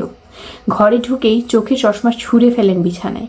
কটমট করে শব্দর আলীকে বললেন, তোমার না এক বন্ধু আছে মেজর, তাকে কল করে বলো মেয়েটাকে তুলে এনে লিখনের সাথে বিয়ে দিতে। আমার ছেলেকে হাঁটতে দেখতে আবার পারবো না আমি। আহ, চুপ করো তো, সব জায়গায় ক্ষমতা চলে না, পরিস্থিতি বোঝার চেষ্টা করো। কিসের পরিস্থিতি? তুমি জানো তোমার ছেলের ব্যক্তিগত ডায়েরিতে আগে শুধু আমার নাম ছিল, সেখানে এখন বেশিরভাগ পদ্মজার নামটা লেখা। কতটা পাগল এই মেয়ের জন্য। এখন মেয়েটাকে ছেড়ে শহরে চলে গেলে ছেলের দেবদাস রূপ দেখতে হবে, আর আমি তা পারবো না। শব্দর আলী পায়ের মোজা খুলতে খুলতে বিরক্ত নিয়ে বললেন, তোমার যা ইচ্ছে করো, আমি পারবো না, ক্লান্ত আমি, শান্তি দাও। ফাতেমা কড়া কিছু কথা বলতে গিয়েও থেমে গেলেন। লিলি ঘরে ঢুকেছে, লিখন আসেনি। আমেনা লিলিকে বললেন, লিখন কোথায়? কি জানি, ভাইয়া ব্যাগটা আমার হাত থেকে নিয়ে বেরিয়ে গেল। ব্যাগটা হাতে দিয়ে বেরিয়ে গেল। রোদের কঠিন রূপ শীতল হয়ে এসেছে, মৃদুল বাতাস বইছে, তবুও লিখন ঘামছে। সে পদ্মজাদের বাড়ি যাচ্ছে। আতঙ্কে ঠোঁট শুকিয়ে কাঠ, মাথায় শুধু কয়টা প্রশ্ন ঘুরপাক খাচ্ছে। আমি কি পাগলামি করছি? এত আয়োজন ভেঙে কি আমার হাতে তুলে দিবেন পদ্মজাকে? পদ্মজা আমাকে দেখলে কি কাঁদবে? ভালোবাসা নিয়ে একটু পায়ে নিশ্চয়ই জমেছে। লিখন আকাশের দিকে তাকিয়ে মনে মনে আল্লাহর কাছে অনুরোধ করে, আল্লাহ সব যেন ভালো হয়। পূর্ণা বারান্দায় চেয়ার নিয়ে বসে আছে। বাড়ির পেছনে গীত গাচ্ছে অনেকে, সাথে তাল মিলিয়ে দুই বুড়ি নাচছে। পুরো বাড়ি সাজানো হচ্ছে রঙিন কাগজ দিয়ে। উঠানের এক কোণে লাল বড় গরু বাঁধা, বিয়ে উপলক্ষে জবাই হবে। চারিদিকে এত আনন্দ, পূর্ণার মন ছুঁতে পারছে না। প্রথমত সে মানসিকভাবে বিপর্যস্ত, কিছুতেই স্থির হতে পারছে না। দ্বিতীয়ত পদ্মজার জন্য লিখন শাহ ছাড়া অন্য কাউকে তার পছন্দ হচ্ছে না। সব মিলিয়ে সে বিরক্ত। চোখ ছোট করে বাচ্চাদের খেলা দেখছে। হুট করে চোখে ভাসে লিখনকে। পূর্ণা দ্রুত চোখ কুচলে আবার তাকালো। সত্যি তাই, খুশিতে আত্মহারা হয়ে পড়ে হন্তদন্ত হয়ে ছুটে যায় পদ্মজার ঘরে। পদ্মজার কানে কান দিয়ে বলে, লিখন ভাই আসছে, তুই কিন্তু পালিয়ে যাবে আপা। এই বিয়ে কিছুতেই করবি না। কথা শেষ করে খুশিতে আবার ছুটে যায় বারান্দায়। এমন দিনে লিখনের উপস্থিতি পদ্মজাকে অপ্রস্তুত করে তোলে। গলা শুকিয়ে দম বন্ধ হয়ে উপক্রম। লিখন বাড়িতে ঢুকে অবাক হয়ে সব দেখে, কত আয়োজন, কত মানুষ, তার স্বপ্নের রানী পদ্মজার বিয়ে, কিন্তু তার সাথে না। ভাবতে লিখনের বুক ছ্যাঁত করে উঠল। মেয়েরা খুব আগ্রহ নিয়ে সুদর্শন লিখনকে দেখছে। লিখন পূর্ণাকে বারান্দায় দেখে এগিয়ে আসলো। প্রশ্ন করলো, কেমন আছো পূর্ণা? পূর্ণা খুশিতে উচ্চ কণ্ঠে জবাব দেয়, খুব ভালো, এখন খুব ভালো ভাইয়া, আপনি? পূর্ণা থেমে গেল। অনেকে তার উচ্চ গলার স্বর শুনে তাকিয়ে আছে, তাই পূর্ণা চুপসে গেল। আস্তে আস্তে বলল, এত দেরিতে আসলেন কেন? আপার তো বিয়ে, আপনি আপাকে নিয়ে পালিয়ে যান। পূর্ণার এহেন কথায় লিখন হাসে। আদুরে কণ্ঠে জানতে চাইল, আন্টি কোথায়? পূর্ণা ঝটপট করে বলল, আপনি আসুন ঘরে, আমি আম্মাকে নিয়ে আসছি। লিখনকে সদর ঘরে বসিয়ে পূর্ণা ছুটে গেল রান্নাঘরে। হেমলতা রান্নায় করেছিলেন, পাশে অনেকে আছে। পূর্ণা ইশারায় বাইরে আসতে বলে। হেমলতা হাত ধুয়ে বেরিয়ে আসেন। পূর্ণা ফিসফিসিয়ে বলেন, লিখন ভাই আসছে। কোথায়? বসতে দিয়েছিস? হ্যাঁ দিছি, তুমি আসো। হেমলতা ব্যস্ত পায়ে হেঁটে সদর ঘরে আসেন। এসে দেখেন দুইজন বয়স্ক মহিলা অনবরত লিখনকে প্রশ্ন করে যাচ্ছে। সে কই থেকে এসেছে, এই বাড়ির কি হয়, পদ্মজার মতো চোখ কেন, পদ্মজার আসল বাপের ছেলে নাকি, এমন আরও যুক্তিহীন কথাবার্তা। হেমলতা সবাইকে উপেক্ষা করে লিখনকে বললেন, লিখন তুমি আমার সাথে আমার ঘরে আসো। লিখন হাঁপ ছেড়ে বাঁচে। হেমলতার পিছু পিছু চলে যায়। অনেকের নজরে তা আসে। একজন আরেকজনের সাথে আলোচনা করতে থাকে লিখন শাকে নিয়ে। সবাই ভেবে নিয়েছে পদ্মজার যার সন্তান, এই ছেলেও তার সন্তান। এই জন্যই সবার মাঝ থেকে তুলে নিয়েছে, নয়তো কথায় কথায় ধরা পড়ে যাবে। লিখনকে মোড়ায় বসতে দিলেন হেমলতা। লিখন কিভাবে শুরু করবে বুঝতে পারছে না। হেমলতা শুরু করলেন, আমি জানি তুমি কি বলবে, তোমার 2টি চিঠি আমি পড়েছি। লিখন চমকে তাকালো, আবার স্বাভাবিক হয়ে গেল। হেমলতা বলেন, দেখো লিখন, পরিস্থিতি আমার হাতে নেই। অন্য সময় হলে আমি পদ্মজাকে তোমার হাতে তুলে দিতাম। তুমি নম্র, ভদ্র, বুদ্ধিমান ছেলে, কমতি নেই কিছুতেই, কিন্তু এখন তা সম্ভব নয়। তবু পদ্মজা তোমাকে নিজের মুখে যদি চায়, আমি তাৎক্ষণিক তাকে তোমার হাতে তুলে দেব, কিন্তু সে চাইবে না, কারণ সে তোমাকে ভালোবাসে না। আমার কথাগুলো শুনে কষ্ট পেও না, আমি সরাসরি কথা বলি। পদ্মজার দৃষ্টি, অনুভূতি আমার চেনা। সে তোমাকে ভালোবাসেনি কখনো। তোমার মন ভাঙবে ভেবে মায়া হচ্ছে, কষ্ট পাচ্ছে। তুমি বাড়ি ফিরে যাও, কষ্ট হবে ভেবেই বলছি, ফিরে যাও। লিখন কয়েক সেকেন্ড চুপ থাকে, চোখের দৃষ্টি রাখা মাটিতে। বলল, আন্টি, মেয়ের মার ভালোবাসা দেখেছেন, অন্যের সন্তানেরটা দেখবেন না? অন্যের অনেক সন্তানই আমার মেয়েকে ভালোবাসে, সবার কথা ভাবা কি সম্ভব? হেমলতার কথা ভীষণ আহত হয় লিখন। তার মনে হচ্ছে সে কঠিন পাথরের সাথে কথা বলছে। 2 চোখ জ্বলছে ভীষণ। এখনই কান্নারা ঠেলে ছুলে বেরিয়ে আসবে। ছেলে হবে কাদা, ভীষণ লজ্জার ব্যাপার। লিখন নিজেকে সামলানোর চেষ্টা করলো। হেমলতা কঠিন স্বরে বললেন, তুমি পদ্মজার রূপে প্রেমে পড়েছ লিখন। লিখন সঙ্গে সঙ্গে চোখ তুলে তাকায়, বলে, আন্টি ক্ষমা করবেন, কিছু কথা বলি। পৃথিবীতে যে কয়টা সফল প্রেমের গল্প আছে, তারা 99 ভাগ সৌন্দর্যের টান দিয়ে শুরু হয়, এরপর আস্তে আস্তে ভালোবাসা গভীর হয়। মানুষটাকে নিয়ে ভাবতে গিয়ে, মানুষটাকে নিয়ে স্বপ্ন দেখতে গিয়ে ভালোবাসা আকাশ ছুঁয়ে ফেলে। সময়ের ব্যবধানে সে মানুষটা শিরা উপশিরায় বিরাজ শুরু করে। তখন তার অন্যান্য গুণ চোখে ভাসে, ভালোবাসা আরও বাড়ে। কারো কারো তো দোষও ভালো লেগে যায়। তখন অবস্থা এরকম হয় যে রূপ নষ্ট হয়ে গেলেও মানুষটাকে আমার চাই। এজন্যই বুড়ো বয়সে কুঁচকে যাওয়া মানুষটাকেও ভালোবাসতে ইচ্ছে করে, অথচ শুরুটা হয় সৌন্দর্য দিয়ে। আন্টি, আমি পদ্মজার রূপে মুগ্ধ হয়েছিলাম, এটা সত্য, কিন্তু গত কয়েক মাসে সারাক্ষণ পদ্মজাকে ভাবতে গিয়ে আমি সত্যি সত্যি পদ্মজাকে ভালোবেসে ফেলেছি। পদ্মজার রূপ আগুনে ঝলসে গেলেও এমন করেই বাসবো। প্লিজ আন্টি, কথাগুলো শুটিংয়ের ডায়লগ ভেবে উড়িয়ে দেবেন না। বাস্তব জীবনে মুখস্থ ডায়লগ আমি আওড়াই না। লিখনের কণ্ঠ গম্ভীর, কিন্তু চোখের জল ছলছল করছে। হেমলতা স্তব্ধ হয়ে যান। কি জবাব দিবেন? ভালোবাসার বিরুদ্ধে কোনো শক্তি কাজে লাগে?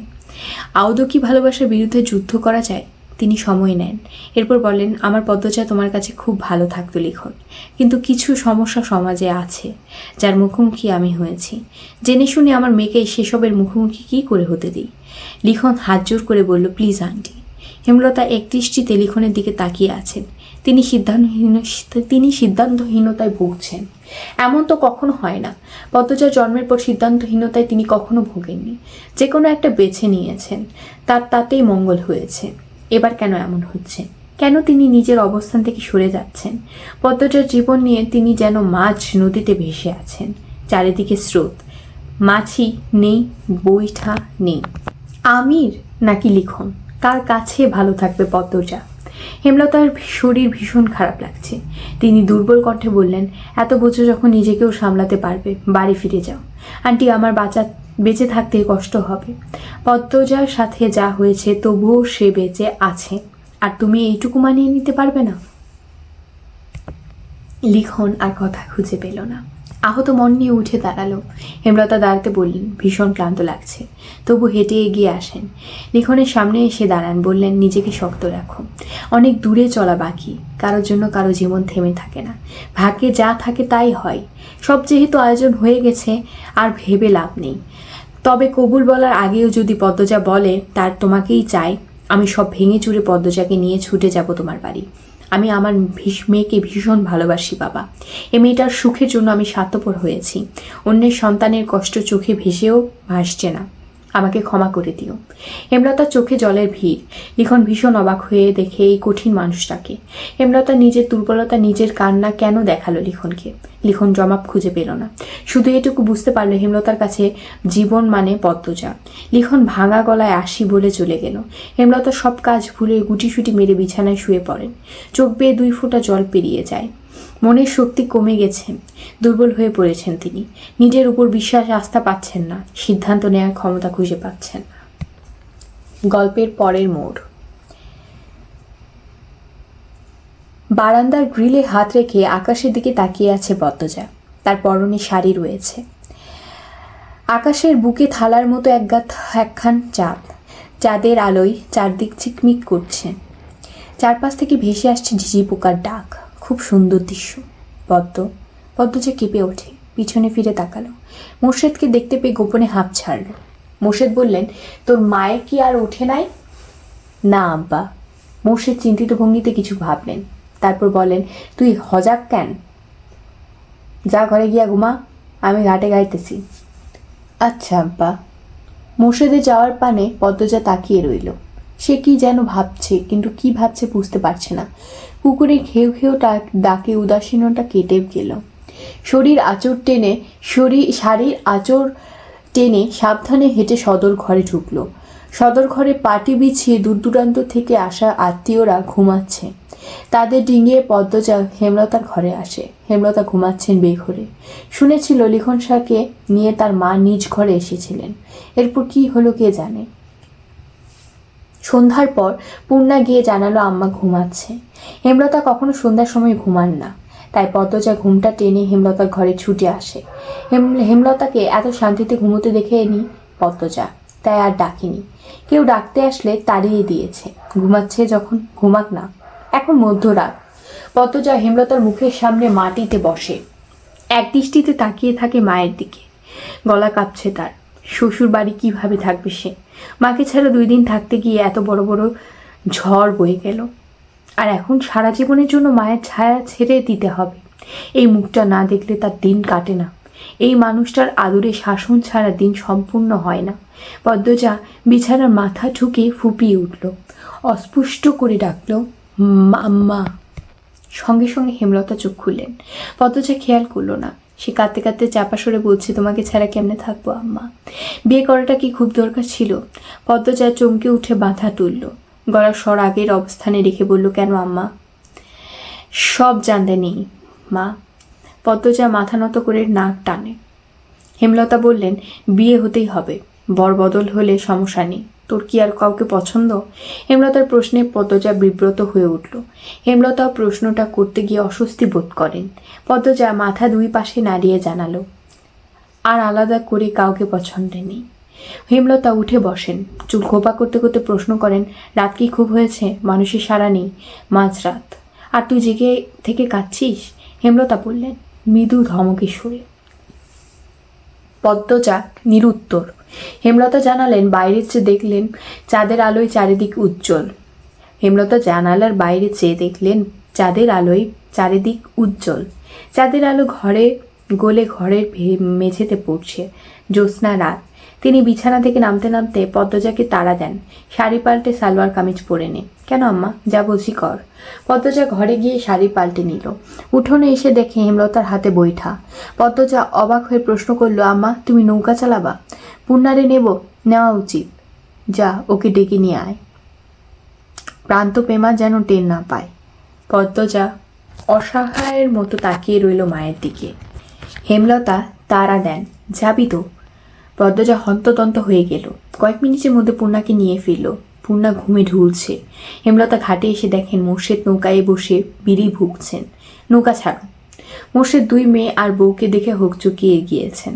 তার মধ্যে হেমলতা যেভাবে বললেন নৌকা ছাড়ো, আরো ভুরকে গেলেন। চোখ বড় বড় করে প্রশ্ন করলেন, ক্যান কিতা হয়েছে? মোর্শেদের জবাব না দিয়ে পদ্মজা পূর্ণাকে নিয়ে হেমলতা নৌকায় উঠে পড়েন। স্থির হয়ে বসেন। বৈঠা মোর্শেদের দিকে বাড়িয়ে দিয়ে মিষ্টি করে হেসে বললেন, জ্যোৎস্না রাতের নৌকা ভ্রমণে বের হয়েছি আমরা, তুমি এখন আমাদের মাঝি। হেমলতা থামেন, এরপর আঞ্চলিক ভাষায় বললেন, লও মাঝি বৈঠা লও, ছাড়ো তোমার নৌকা, যত শিখি চাইবা তুমি তত পাইবা। একসাথে 4টা দুঃখী মানুষ এসে ওঠে। মোর্শেদ বৈঠা হাতে নিয়ে নৌকা ছাড়েন। হুট করে যেন অনুভব করছেন যুবককালের রক্ত শরীরে টকবক করছে। এই তো তার সংসার, এই তো তার আনন্দ। রাতের নির্মল বাতাস, মাদিনী নদী স্বচ্ছ জলে চাঁদের প্রতিচ্ছবি, কচুরিপানারা ভাসে যাচ্ছেন। সবকিছু সুন্দর মনোমুগ্ধকর। পূর্ণার বুকের ভারটা খুব হালকা লাগছে। পদ্মজা প্রাণ ভরে নিঃশ্বাস নেয়। রগে রগে শান্তি ঢুকে পড়ে। আল্লাহ তাআলা যেন প্রকৃতির সৌন্দর্যে যে কোনো দুঃখী মানুষকে সুখী অনুভব করানোর মন্ত্র ঢেলে দিয়েছেন। মোর্শেদ নাকি গো? হিন্দুপাড়া থেকে কেউ একজন চেঁচিয়ে ডাকলো। মোর্শেদ এক হাত তুলে জবাব দিলেন, হ দাদা আমি। রাইতের বেলা যাইতাছ কই? মেয়ে বউ লয়া জ্যোৎস্না পোহাইতে বাইর হইছি দাদা, তোমাদেরই দিন মিয়া। মোর্শেদ আর কিছু বললেন না, হাসলেন। ওপাশ থেকেও আরো কারো কথা শোনা গেল না। নৌকা আটপাড়া ছেড়ে হাওড়ে ঢুকে পড়েছে। শাসা করে বাতাস বইছে, গায়ের কাপড় উঠছে। হেমলতা 2 মেয়ের মাঝে বসে আছেন। তিনি চাদর নিয়ে এসেছেন। 2 মেয়েকে 2 হাতে জড়িয়ে ধরে চাদরে ঢেকে দেন। বাতাসে চাদর উড়ে আরো আওয়াজ তুলছে। 4টা একদম মাথার উপর, তাদের সাথে সাথে ঘুরছে। মোর্শেদ মনে সুখে গান ধরেন, লোকে বলে রে, ঘর বাড়ি ভালা নাই আমার, কি ঘর বানাইমু আমি শূন্যের মাঝার। ভালা কইরা ঘর বানাইয়া কয়দিন থাকমু আর, আমি কয়দিন থাকুম আর। আয়না দিয়া চাইয়া দেখি, পাকনা চুল আমার, লোকে বলে রে, ঘর বাড়ি ভালা নাই আমার। পাকনা চুল আমার বলতেই পূর্ণা ফিক করে হেসে ফেলল। পদ্মজাকে ফিসফিসিয়ে বলল, আব্বা বোধ হয় এখন জোয়ান থাকতে চায়। পদ্মজা হেসে চাপা সরে বলে, চুপ থাক, আব্বা কি সুন্দর গায়। মোর্শেদ গেয়ে যাচ্ছেন। গাওয়ার যে লিরিক্সটা সেটা আমি স্কিপ করলাম। মোর্শেদ থামেন। 3 মা মেয়ে একসাথে হাতের তালি দিল। হাতের তালিতে চারপাশ মুখরিত হয়ে উঠল। এত সুন্দর সময়, এত সুন্দর রাত বারবার ফিরে আসুক। মোর্শেদ হা করে তাকিয়ে থাকেন সামনে থাকা 3টা মানুষের দিকে। তাদের চোখে মুখে খুশি ঝিলিক মারছে, অথচ তিনি জানেন এক একজন কতটা দুঃখী। মোর্শেদ ঢোক গিলে লুকায়িত এক সত্যের কষ্ট লুকিয়ে যান। হেমলতা আর তিনি ছাড়া এই কুড়িটা ছেঁড়া কষ্ট কেউ জানে না। মোর্শেদ হেসে বললেন, এই অভাগা মাঝিরে কি আপনারা আপনাদের মাঝে জায়গা দিবেন? মোর্শেদের কণ্ঠে শুদ্ধ ভাষায় মিষ্টি আবদার শুনে পদ্মজা পুলকিত হয়ে উঠল। ইস, আজ সবকিছুই সুন্দর। পূর্ণা বলে, দেব, এক শর্তে, নৌকা চালানোর বিনিময়ে শিখি যদি না নেন। মোর্শেদ মেয়ের রসিকতা দেখে হা হা করে হাসেন। সেই হাসি বারবার প্রতিধ্বনি হয়ে ফিরে আসে। তিনি বৈঠা রেখে এগিয়ে আসেন, হেমলতার সামনে বসেন। নৌকা নিজের মতো যেদিকে ইচ্ছে ছুটে চলেছে। মোর্শেদ হেমলতাকে বলেন, 2টা ছেড়ি রে, খালি তুমি ধইরা রাখবা, ছাড়তো এবার। আয়রে তোরা আমারে ধারে আয়বা, আয়াব। পদ্মজা অবাক হয়ে মায়ের দিকে তাকায়। হেমলতা যেতে বলেন। পদ্মজা মোর্শেদের ডান পাশে বসে আর পূর্ণা বাম পাশে। মোর্শেদ পূর্ণাকে এক হাতে, পদ্মজাকে আরেক হাতে জড়িয়ে ধরে হু করে কেঁদে ওঠেন। অপরাধী স্বরে বলে, আমি বাপ হইয়া পারি নাই আমার ছেড়িরে বা ইজ্জতের হাত থাইকা রক্ষা করতে, আমারে মাপ কইরা দিস তোরা। মোর্শেদ কখনো এত আদর করে পদ্মজাকে জড়িয়ে ধরেননি, এই প্রথম ধরেছেন, আবার কাঁদছেন। পদ্মজার কোমল নরম মন ব্যথিত হয়ে চোখ বেয়ে জল রূপে বেরিয়ে আসে। হেমলতা মোর্শেদের পায়ের কাছে বসেন, মোর্শেদের হাঁটুতে মাথা রাখে, দুই মেয়ের হাত চেপে ধরে রাখেন। কেটে যায় অনেক মুহূর্ত। নৌকা হাওরের পানির স্রোতে একবার এদিক তো আরেকবার ওদিক আসছে। বাতাসে চারজনের চোখের জল শুকিয়ে ত্বকের সাথে মিশে গেছে। নিস্তব্ধতা ভেঙে পদ্মজা বলল, জানো আম্মা, আজ আমি বুঝলাম জীবনের সুখ দুঃখ কোনোটাই চিরস্থায়ী নয়। দুঃখে মর্মাহত না হয়ে সুখে সময়টা তৈরি করে নিতে হয়, তাহলে জীবনে সুখকর মুহূর্ত আসে। আবার সুখ সর্বক্ষণ সাথে থাকে না। দুনিয়ার লীলা খেলায় দুঃখ বারবার ফিরে আসে। হেমলতার পদ্মজার দিকে না তাকিয়ে পদ্মজার ডান হাতে চুমু দেন। চাঁদটা অর্ধেক হয়ে এসেছে, খুব তাড়াতাড়ি আকাশে মিলিয়ে যাবে। হাওরে বিশাল জলরাশি, কখনো ঢেউয়ে উথাল পাতাল, আবার কখনো মৃদু বাতাসে জলের উপর চাঁদের প্রতিচ্ছবির খেলা। নৌকা বাজারের দিকে যাওয়ার পথ ধরেছে, তাই মোর্শেদ নিস্তব্ধ বৈঠক ভেঙে বৈঠা নিয়ে বসেন। নৌকা নিয়ন্ত্রণে এনে রাধাপুর হাওরের দিকে যেতে থাকেন। ওনার ঘুমটার আড়লে কখন খোপা খুলে গেছে পদ্মজা খেয়াল করেনি। হেমলতা খেয়াল করেন পদ্মজার চুল হাওরের জলে ডুবে আছে। তিনি মৃদু স্বরে পদ্মজাকে বলেন, চুল ভিজে যাচ্ছে পদ্ম। পদ্মজা দ্রুত সামনে নিল, খোপা করে ঘুমটা টেনে নিয়ে বলল, কখন খুলে গেছে খেয়াল করিনি। অনেকক্ষণ কেউ কোনো কথা বলল না। হেমলতা চাঁদের দিকে তাকিয়ে আছেন এক মনে। পদ্মজা ডাকলো, আম্মা। হেমলতা অশ্রু ভরা চোখে তাকালেন। পদ্মজা কিছু বলার আগে তিনি বললেন, পূর্ণা, গল্প শুনবি? পূর্ণা গল্প বলতে লাগলো। সে গল্প শুনতে খুব ভালোবাসে। খুশিতে বাকবাকুম হয়ে বলল, শুনবো, কষ্টের গল্প কিন্তু, গল্প হলেই হলো। হেমলতা হাসেন। পদ্মজা নড়ে চড়ে বসে। সে আন্দাজ করতে পারছে তার মা কোনো গল্প বলবে। তার মা কোন গল্প বলবে? হেমলতা দুহাতে জল নিয়ে মুখ ধুয়ে নেন, এরপর একবার মোর্শেদের দিকে তাকিয়ে হাসেন। পিছন ঘুরে বসে প্রশ্ন করেন, মুখ না দেখে গল্প শুনতে ভালো লাগবে? পূর্ণা মুখ গোমরা করে না বলতে যাচ্ছিল। পদ্মজা এক হাতে খপ করে ধরে আটকে দিল। মাকে বলল, সমস্যা নেই আম্মা, যেভাবে ইচ্ছে বলো। হেমলতা বড় করে দম নিয়ে বলা শুরু করলো। আব্বার প্রথম স্ত্রী মারা যায় অল্প বয়সে। আব্বা প্রাইমারি স্কুলের শিক্ষক ছিলেন, একজন বুদ্ধিমান উদার মনের মানুষ ছিলেন। আমাকে যৌতুকের জন্য ধাক্কা মেরে বের করে দিল তার প্রথম স্বামী, মুখে তালাক দিল। বাপের সংসারে এসে সমাজে তোপে পড়তে হয় আম্মাকে। আব্বা উদার মন অবলা, অসহায় আম্মাকে বিয়ে করার সিদ্ধান্ত নেন। তিনি আমার নানার কাছে প্রস্তাব রাখেন। নানা সানন্দে রাজি হয়ে যান। রাজি হবেনই না কেন? স্বামীর বাড়ি থেকে বের হয়ে দেওয়া বিবাহিত নারীকে কেই বা বিয়ে করতে চায়।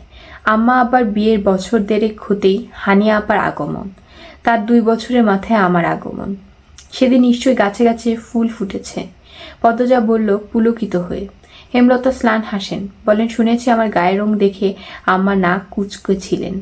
আমার বয়স যখন 3 মাস, আম্মার আগের স্বামীর আম্মাকে ফিরিয়ে নিতে আসে। আব্বার তখন আর্থিক সমস্যা বেশি ছিল, দিনে 2 বেলা খাওয়া সম্ভব ছিল না। বিপদে পাশে থাকা আমার আব্বাকে ছেড়ে 2 বছরের এক মেয়ে আর 3 মাসের এক মেয়েকে ছেড়ে স্বার্থপর মা পালিয়ে গেল প্রথম স্বামীর কাছে। আব্বা ছোট ছোট 2 মেয়েকে নিয়ে মাছ নদীতে পড়েন, কিন্তু আল্লাহ সহায় ছিলেন। আব্বা ফুফু চলে আসেন আমাদের কাছে।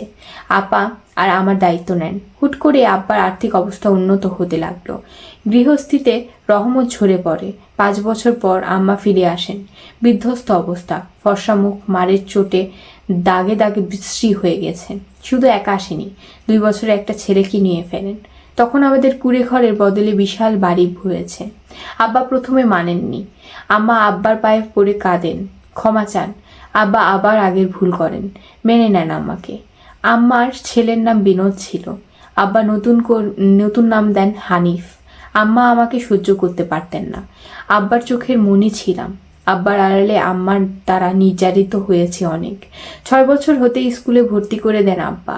হানিয়া আপা তখন স্কুলে পড়ে। আমি থামলে কেন আম্মা, বলো? পদ্মজা অধৈর্য হয়ে। হেমলতা ভ্রুকুটি করে বললেন, আর বলতে ইচ্ছে হচ্ছে না আম্মার ব্যাপারে। আম্মা অনুতপ্ত এখন, আফসোস করেন, কাঁদেন, বলতে ভালো লাগছে না। শীতল বাতাসে সবার শরীর কাটা দিচ্ছে। চাঁদটা ছোট হয়ে গেছে। মোর্শেদ এক ধানে বৈঠা দিয়ে জল ঠেলে দিচ্ছে দূরে। নৌকা নিয়ে এগিয়ে যাচ্ছেন সামনে। হেমলতা আবার বলতে শুরু করে, ম্যাট্রিক দেওয়ার পর আম্মা পড়াতে চাইছিল না। আব্বার জন্য ঢাকার কলেজে পড়ার সুযোগ পাই, হোটেলে উঠি। আব্বা নিয়মিত টাকা পাঠাতেন। জানিস পদ্ম, কলেজে আমি সবার ছোট ছিলাম, সবাই হা করে তাকিয়ে থাকতো। শাড়ি পরতাম বলে একটু বড় লাগতো অবশ্য। সবসময় সুতি শাড়ি পরে বেনিয়ে বেঁধে রাখতাম, কারোর সাথে মিশতাম না, ভয় পেতাম খুব, ভীষণ ভীত ছিলাম। রিমঝিম নামে খ্রিস্টান এক মেয়ের সাথে বন্ধুত্ব হয়, চোখের মনি ছিল খোলা। তার নাকি শ্যামলা মানুষ ভালো লাগে, তাই নিজে যেচে আমার সাথে বন্ধুত্ব করে। কয়েকদিনের ব্যবধানে আমার খুব ঘনিষ্ঠ হয়ে পড়ি আমরা, ইংলিশে যাকে বলে বেস্ট ফ্রেন্ড। রিমঝিমের সাথে মাঝে মাঝে ওর বড় ভাই আসতো, নাম ছিল যিশু। যিশু একদম রিমরিমে আরেক চোখ ধাঁধানো সৌন্দর্য ছিল দুই ভাই বোনের। যিশু ভাইয়া বলে ডাকতাম তাকে। যিশু ভাইয়া মজা করে বলতেন, ধর্ম এক হলে হেমলতাকেই বিয়ে করতাম। পূর্ণা পদ্মজা, খারাপ লাগছে শুনতে? না আম্মা, একস্বরে বলল দুজন। পদ্মজা বলল, পরে কি হয়েছে আম্মা? তখন অলন্দপুর থেকে 2 সপ্তাহ লাগতো রাজধানীর চিঠি পৌঁছাতে।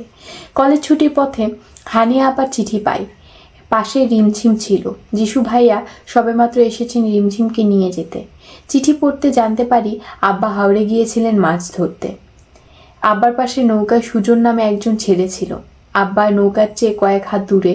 তখন ভারী বর্ষণ হচ্ছিল, বজ্রপাত হচ্ছিল, একটার পর একটা বজ্রপাত সুজনের উপর পড়ে। দুজন সঙ্গে সঙ্গে সুজন ঝলসে যায়। আব্বা ছিটকে পড়েন জলে। দূর থেকে একদল জেলে ঘটনাটি দেখতে পায়। তারা আব্বাকে তুলে নিয়ে যায় বাড়িতে। এরপর থেকে আব্বা কানে শুনতে পায় না, ঠিক করে হাঁটতে পারে না, মস্তিষ্ক অচল হয়ে পড়ে। এই খবর শোনার পর হাওমাও করে কান্না শুরু করি। যিশু ভাই সব শুনে আমার কান্না দেখে বলেন, বিকেলে ট্রেনে অলন্দপুর নিয়ে যাবেন। আমি তখনও কাঁদছিলাম। একবার শুধু অলন্দপুর যেতে চাই, আব্বাকে দেখতে চাই। যদিও জানতাম অনেক দিন হয়ে গেছে এই দুর্ঘটনা। আটপাড়া পৌঁছাতে পৌঁছাতে অনেক রাত হয়ে যায়। বাড়ি এসে দেখি সদর ঘরের দরজায় তালা মারা, কেউ নেই বাড়িতে, মুরগি আর গরু ছাগল ছাড়া। বারান্দার ঘরে দরজা ছিল না, ঘরও বলা যায় না, শুধু একটা চৌকি ছিল। বড্ড ক্লান্ত ছিলাম, চৌকিতে শুয়ে ঘুমিয়ে পড়ি। ঘুম ভাঙে আমার চেঁচামেচিতে। যিশু ভাই নিজের অজান্তে আমার পাশে কখন ঘুমিয়ে পড়েন বোঝেননি। তিনি আমার মতোই ক্লান্ত ছিলেন। আমার জন্মদাত্রী মা গ্রামবাসী ডেকে চাচাতে থাকেন। হাতে ধরার মতো অবস্থা ছিল। অবস্থা বেগতিক দেখে ভরকে যায়। কিছু বলতে পারিনি। যিশু ভাই সবাইকে অনেক বোঝানোর চেষ্টা করে, কেউ বোঝেনি। তখন নিয়ম খুব কঠিন ছিল। যিশু ভাই খ্রিস্টান শুনে সবাই আরো খেপে যায়। আব্বার সামনে আমাদের দুজনের মাথা ন্যাড়া করে দিল গ্রামবাসী। কোমর সমান চুল ছিল আমার। মাথা ন্যাড়া করতে গিয়ে মাথার চামড়া ছিঁড়ে ফেলে রক্ত আসে গলগল করে। আম্মার তখন হুঁশ আসে, আমাকে বাঁচাতে পারেনি। গায়ের রং কালো, তার উপর রক্তাক্ত ন্যাড়া মাথা। কি যে বিশ্রী রূপ হয়েছিল। আমি আমার একমাত্র ভরসা আব্বাকে চিৎকার করে ডেকে কেটেছি। আব্বা শোনেনি, আমার দিকে হা করে শুধু তাকিয়েছিল। যিশু ভাইয়াকে অনেক মারধর করে। সেদিন রাতে আহত যিশু ভাইকে ছুঁড়ে ফেলে আসে নদীর পাড়ে। গরুর ঘরে গোবরের উপর বেঁধে রাখে আমাকে। দূর দূরান্তে মানুষ দেখতে আসে। আমি তখন নিঃশ্বাসে নিজের মৃত্যু কামনা করেছি। একবার বাঁধন ছাড়া হলে আত্মহত্যা করবো ভাবি। হাত ভাতা ছিল। দাঁত দিয়ে নিজের হাঁটুতে বোকার মতো কামড় দিতে থাকি, একটার পর একটা, যাতে মরে যায়। যেই দেখতে আসতো সে বিচ্ছিরি গালি দিয়ে যেত। কেউ কেউ লাথি দিয়েছে। রাধাপুরের হারুন রশিদ আছে না, উনার আব্বা তখন অলন্দপুরের মাতব্বর ছিলেন। উনার গোয়াল ঘরেই বন্দি ছিলাম। 2 দিন পর আমাকে ছাড়া পেয়ে ইচ্ছে হচ্ছিল গলায় কলসি বেঁধে ছুটে গিয়ে নদীতে ঝাঁপতেই, কিন্তু পারিনি। শরীরে একটুও শক্তি ছিল না। দৌড়ে পালাতে গিয়ে হুমড়ি খেয়ে পড়ি গোয়াল ঘরের বাইরে। ধারালো কিছু একটা ছিল মাটিতে পড়তে হাতে বাহু ছিঁড়ে গলগল করে রক্ত। এই যে আমার বাহুর দাগটা, এটা সেদিনই হয়েছে। হেমলতা মেয়েদের ডাক্তার দেখানোর জন্য ঘুরে তাকান, দেখেন 2 মেয়ে মুখে হাত চেপে কাঁদছে। হেমলতা হাসার চেষ্টা করে বললেন, তোরা মরা কান্না শুরু করেছিস কেন? হেমলতার কথা শেষ হতেই ঘূর্ণিঝড়ের মতো 2 মেয়ে ছুটে আসে তার দিকে। নৌকা দুলে ওঠে। হেমলতা চমকে গিয়ে দ্রুত নৌকা ছড়েন, চিৎকার করে ওঠেন, আরে! কথা শেষ করতে পারেননি। তার পূর্বে বুকে ঝাঁপিয়ে পড়ে 2 মেয়ে, জড়িয়ে ধরেই আম্মা আম্মা বলে কাঁদতে থাকে। দুই মেয়ে এত শক্ত করে জড়িয়ে ধরেছে হেমলতার মনে হচ্ছে এক্ষুনি দম বেরিয়ে যাবে। থামার কোনো লক্ষণ নেই। হেমলতা দুজনের পিঠে হাত বুলিয়ে সান্ত্বনা দেন। কিছুতেই কিছু হয় না, তারা কেঁদেই চলেছে। হেমলতা মোর্শেদের উদ্দেশ্যে বলেন, নৌকা ঘুরাও, এদের আর কিচ্ছু বলবো না, আর ঘুরবো না। পদ্মজা ঠোঁট কামড়ে কান্না আটকে বলল, আর কাঁদবো না পূর্ণা, আর কাঁদিস না, কিন্তু তোমাকে জড়িয়ে রাখবো। হেমলতা পদ্মজার মাথায় চুমু দিয়ে বললেন, আমাদের এক ঘরে করে দেওয়া হলো। বাজারে ভেষজ উপায়ে আব্বার চিকিৎসা চলছিল, সেটাও বন্ধ হয়ে গেল। কেউ আমার পরিবারের মুখও দেখতে চায় না, দেখলে এটা ওটা ছুড়ে দিত। বলা হয়নি, সেদিন রাতে আব্বা, আম্মা, হানিফ মামার বাড়ি ছিল। মামার বাড়ির পাশের বাড়িতে ডাক্তার ছিল একজন, আপাকে দেখাতে দিয়ে গেছিল। হানি আপার বিয়ে দেওয়ার জন্য আম্মা উঠে পড়ে লাগে। তখন হিমেল আম্মার পেটে 7 মাস চলে। আমার উপর আম্মার মার প্রতিদিন চলতেই থাকে। আমার জন্য পরিবারের এত ক্ষতি হলো। হানিফ স্কুলে যেতে পারে না, সবাই দূর দূর করে। হানি আপার বিয়ে হয় না, আব্বার চিকিৎসা হয় না। বিপদ আপদে কেউ পাশে আসে না। ওদিকে হিমেল আসার সময় ঘনিয়ে আসছে, কোনো দাত্রী আসে না। আম্মা একা যুদ্ধ করে হিমেলকে জন্ম দেয়। সব মিলে জীবনটা নরক হয়ে ওঠে আমার। বছর 2-এর মধ্যে আব্বা কিছুটা সুস্থ হয় আল্লাহর রহমতে, হাঁটা চলা করতে পারেন। আগের মতো সবকিছু না বুঝলেও মোটামুটি বুঝতেন। হানি আপার বিয়ে ঠিক হলো। বনেদি ঘর থেকে প্রস্তাব আসে, শর্ত 5 বিঘা জমি দিতে হবে। আমাদের জমি ছিল 5.5 বিঘা। আম্মা 5 বিঘা জমি দিয়ে হানি আপার বিয়ে দিলেন। সবকিছু স্বাভাবিক হয়, যদিও মাঝে মাঝে অনেকে কথা শুনিয়েছে। একসময় আমার বিয়ের প্রস্তাব আসে, তোদের আব্বার সাথে আমার বিয়ে হয়। বিয়ের কয়েক মাসের মধ্যে জানতে পারি তোদের আব্বার দ্বিতীয় স্ত্রী আছে। শেষ কথাটা হেমলতা মোর্শেদের দিকে তাকিয়ে বলেন। মোর্শেদ চোখের দৃষ্টি সরিয়ে নত হন। পূর্ণা খুব অবাক হয়ে মোর্শেদের দিকে তাকালো। হেমলতা পূর্ণাকে নিজের দিকে ফিরিয়ে বলেন, আব্বাকে ভুল বুঝিস না মা, ভালোবাসার উপর কিছু নেই। ভালোবেসে লুকিয়ে বিয়ে করেছিল, কিন্তু আমাকে জানতে দেয়নি। একসময় বিরক্ত হয়ে অনেক মারধর করে। ভীষণ বদমেজাজি আর জেদি ছিল তোদের আব্বা। জোর করে তোদের দাদা বিয়ে করিয়েছেন, তাই রাগ মেটাতো আমার ওপর। আচ্ছা বাদ দে এইসব কথা। 1971 সালে মুক্তিযুদ্ধ শুরু হয়।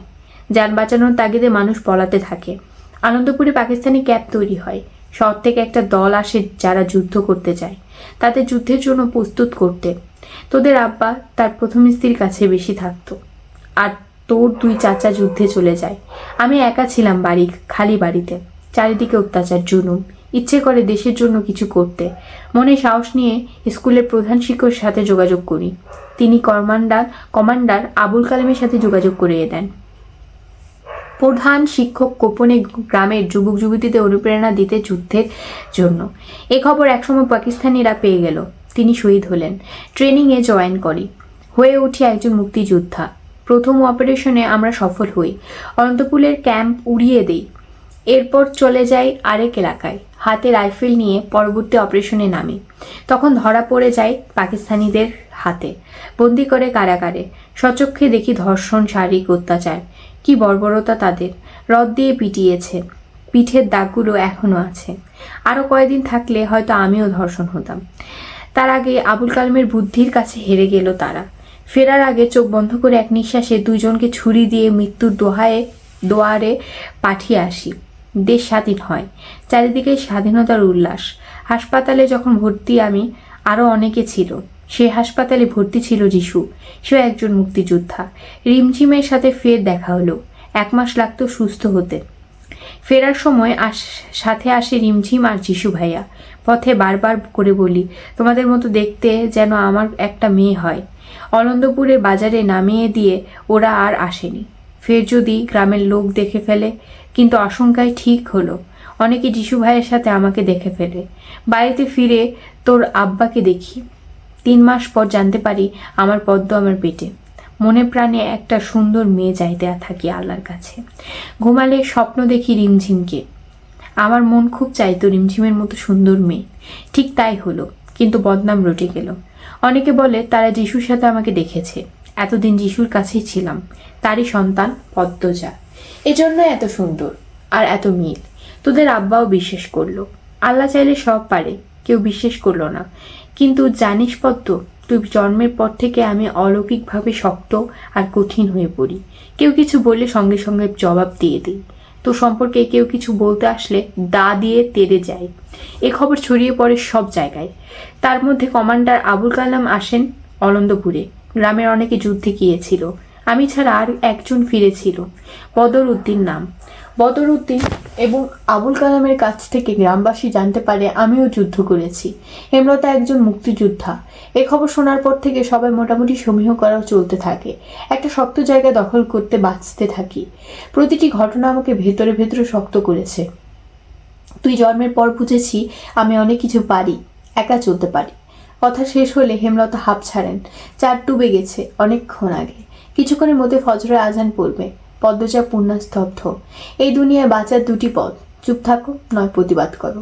কিন্তু আমার নিয়ম বলে সামনে চুপ থেকে আড়ালে আবর্জনাটাকে ছুঁড়ে ফেলে দাও, যাতে এই আবর্জনার প্রভাবে আর কিছু পচে না যায়। কি জানি কেন হেমলতার শেষ কথা পদ্মজার রগে রগে শিহরণ জাগায়। সে দূরে চোখ রেখে কিছু ভাবতে থাকে। মানুষের জীবনে কত গল্প, কত যন্ত্রণা। হেমলতা নৌকা ঘুরাতে বলেন। মোর্শেদ নৌকা ঘুরায়। বাড়ি ফিরতে হবে। আজ পদ্মজার গায়ে হলুদ। নৌকা চলছে ঢেউয়ের তালে তালে। আগের উত্তেজনাটা আর কাজ করছে না। একটা ইঞ্জিন ট্রলারের শব্দ পাওয়া যায়। 4 জন চৌকিতে সেদিকে তাকায়। ট্রলারে একজন লোক, আরেকজন ট্রলারের ভেতর থেকে সাদা কাপড়ে মোড়ানো কিছু একটা নিয়ে বেরিয়ে আসে।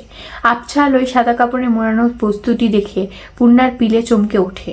মানুষ মরার মতো সাদা কাপড়ে যেভাবে মোড়ানো হয় ঠিক তেমন পরপরই লোক দুটি মোড়ানো বস্তুটি ফেলে ছুঁড়ে পানিতে। মোর্শেদ চেতিয়ে ওঠেন, কে রে? লোক দুটি তাকায় বোধ হয়, তারপর দ্রুত ট্রলারের ভেতর চলে যায়। মোর্শেদ বৈঠা দ্রুত চালিয়ে ধরতে পারল না। ট্রলারটি চোখের সামনে অদৃশ্য হয়ে গেল। যেখানে সাদা কাপড়ে মোড়ানো বস্তুটি ফেলে হয়েছে সেখানে মোর্শেদের নৌকাটি পৌঁছেতে হুট করে পদ্মজা ঝাঁপিয়ে পড়ে পানিতে। হেমলতা আকস্মিক ঘটনায় চমকে যান। আতঙ্ক নিয়ে রাখেন, পদ্মজার দেখা নেই। তিনি নৌকা থেকে ঝাঁপ দিতে যাবেন, তখনই পদ্মজা ভেসে ওঠে, হাতে সাদা কাপড়ে মোড়ানো বস্তুটি। পদ্মার মুখ তুলেই হেমলতাকে বলল, আম্মা, আমি ঠিক ভেবেছি এটা লাশ। পূর্ণা লাশ শুনে কাঁপতে থাকে, অথচ পদ্মজায় স্থির ঠান্ডা। এই শেষ রাত্রিরে নদীর জলে ভেসে আছে 2 হাতে মৃত মানুষ জড়িয়ে।